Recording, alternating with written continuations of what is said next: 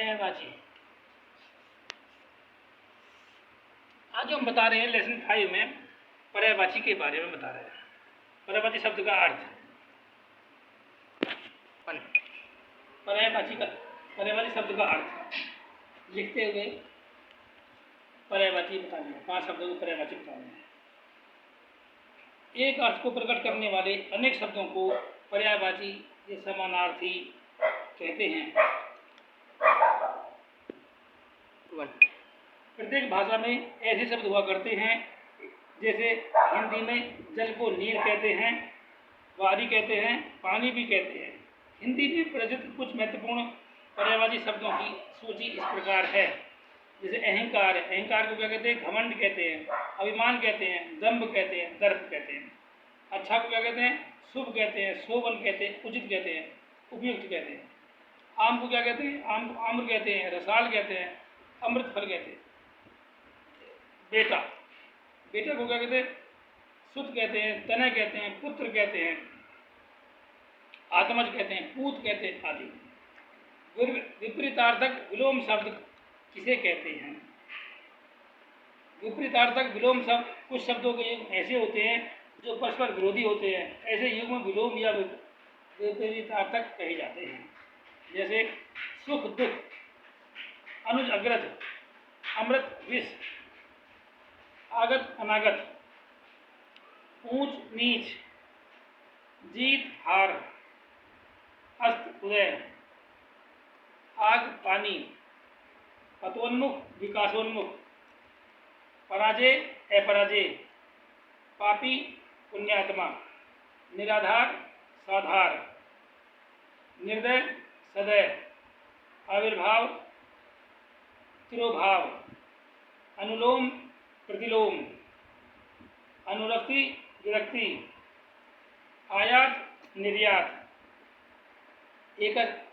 एकेश्वरवाद बहुदेववाद, प्रदोष प्रत्यूष, सदुपयोग दुरुपयोग, सूक्ष्मो स्थूल, सत्कार तिरस्कार, सम्मान अपमान, सौभाग्य दुर्भाग्य, सुलभ दुर्लभ, सद्भावना दुर्भावना, हित अहित, आग्रह दुराग्रह, उर्वर अनुर्वर, बाढ़ सूखा, शीत उष्ण, संकीर्ण विस्तीर्ण, सक्षम अक्षम, विलंब अविलंब, लुप्त व्यक्त, सौम्य उग्र, वसंत पतझड़, हिंसा अहिंसा, घात प्रतिघात,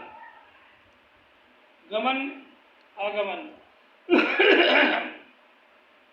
कपटी निष्कपट, जड़ चेतन, सहयोगी प्रतियोगी, सृजन विनाश, पुरस्कार तिरस्कार, गुरु लघु, उत्तरायण दक्षिणायन, भूतकाल भविष्यकाल, शोभनीय अशोभनीय, विस्तृत संक्षिप्त, शिथिल स्फूर्त।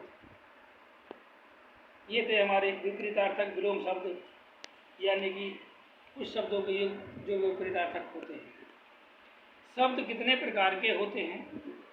शब्दों के प्रकार, शब्दों के भेद, शब्दों के 2 भेद होते हैं, ध्वन्यात्मक वर्णात्मक। ध्वन्यात्मक शब्द वे होते हैं जो स्पष्ट सुनाई नहीं देते और न ही स्पष्ट रूप से समझ में आते हैं।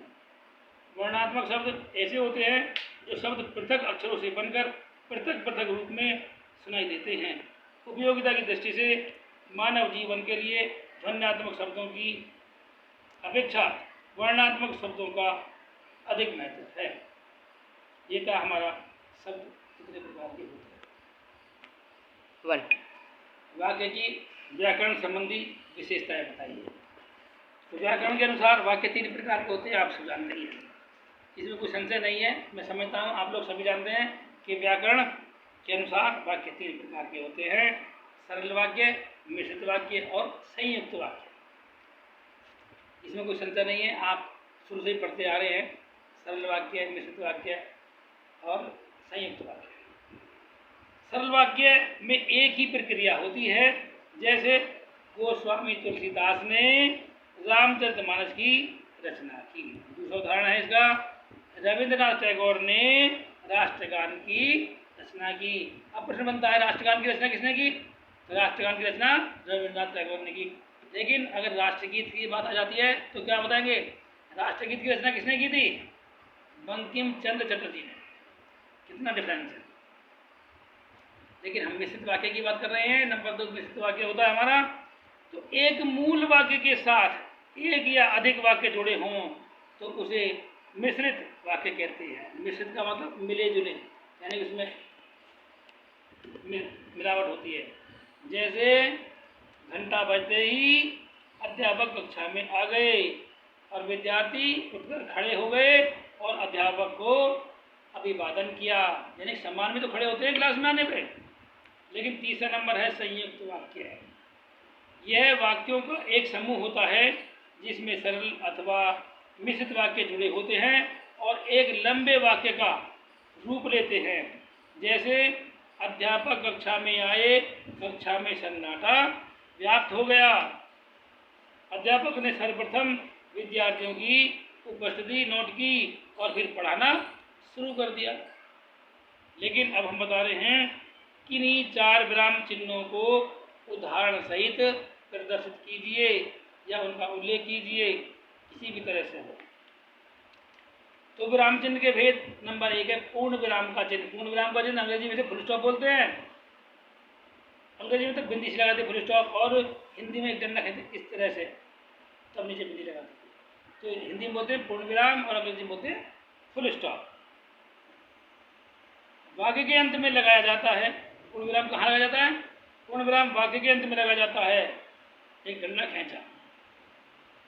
जैसे सचिन को बच्चे क्रिकेट का मसीहा मानते हैं, अब बाद में डंडा खींच दिया, इसको पूर्ण विराम बोलते हैं। अर्धविराम, वाक्य में छोटा विराम, अर्धविराम जिसे कोमा लगाकर कहते हैं। जैसे पाकिस्तान ने भारत में आतंकवादियों की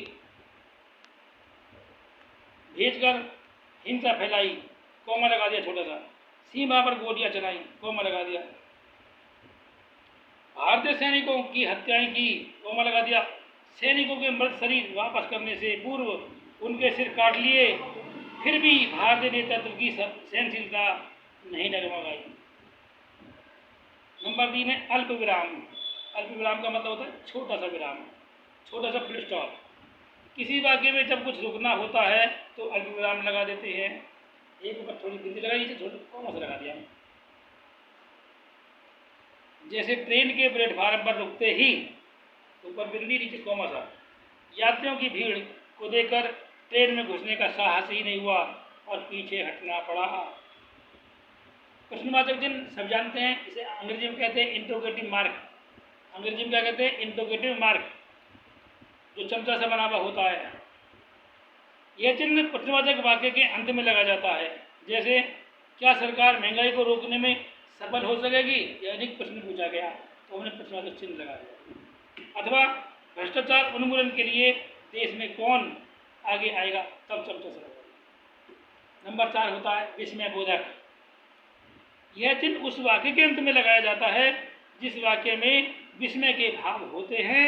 जैसे भारतीय क्रिकेट टीम इंग्लैंड की टीम के मुकाबले श्रृंखला हार गई, ऐसी आशा नहीं थी। ये थे हमारे विराम चिन्ह। अब हम कुछ अति लघु प्रश्न के रूप में बता रहे हैं, जिन्हें हम छोटे प्रश्नोत्तर कहते हैं। अति माने बहुत छोटे। अक्षर का अर्थ बताइए। जो नाशवान न हो उसे अक्षर कहते हैं। क्षर का अर्थ है नाश, होना, तथा ए का अर्थ है नहीं। किसी भी अक्षर का नाश नहीं होता, अक्षर मिलकर शब्द का रूप लेते हैं। वर्ण किसे कहते हैं? अक्षर समूह का दूसरा नाम वर्ण है। वर्ण अक्षर समूह के 2 वर्गों में विभक्त है। इसमें स्वर और व्यंजन। शब्द कितने प्रकार के होते हैं? ये आपको पता है, 2 प्रकार के होते हैं। शब्द के 2 भेद होते हैं, ध्वन्यात्मक शब्द और वर्णात्मक शब्द। वाक्य कितने प्रकार के होते हैं? ये भी हमने बताया था। वाक्य 3 प्रकार के होते हैं। नंबर 1 सरल वाक्य, मिश्रित वाक्य और संयुक्त वाक्य। प्रश्न बनता है स्वर किसे कहते हैं? स्वर का अर्थ है ऐसा वर्ण जिसका उच्चारण अपने आप हो सके, जिसके उच्चारण के लिए दूसरे वर्ण से मिलने की आवश्यकता न हो। अब हम थोड़े से 2-3 शब्द बता रहे हैं, इनके पर्यायवाची। उपकार, अनुपम, उपेक्षा और खग शब्दों के 2-2 पर्यायवाची बताने हैं। तो उपकार का होगा कृपा, अनुग्रह। अनुपम का होगा अनूठा, अनोखा, अपूर्व, निराला। उपेक्षा का होगा अवहेलना, तिरस्कार, उपहास, अपमान, अवज्ञा। खग माने पक्षी, चिड़िया, गगन चर, पखेरु, गगनचर, पखेरु और नवचर पंछी भी कहते हैं। मुक्ति, लौकिक, वादी तथा संयोग शब्दों के विलोम शब्द देखिए।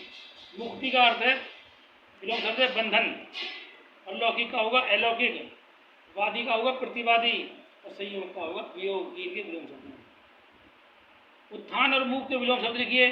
तो उत्थान का मतलब अपना आप जानते ही हैं, उत्थान का होगा पतन और मूक का होगा वाचाल।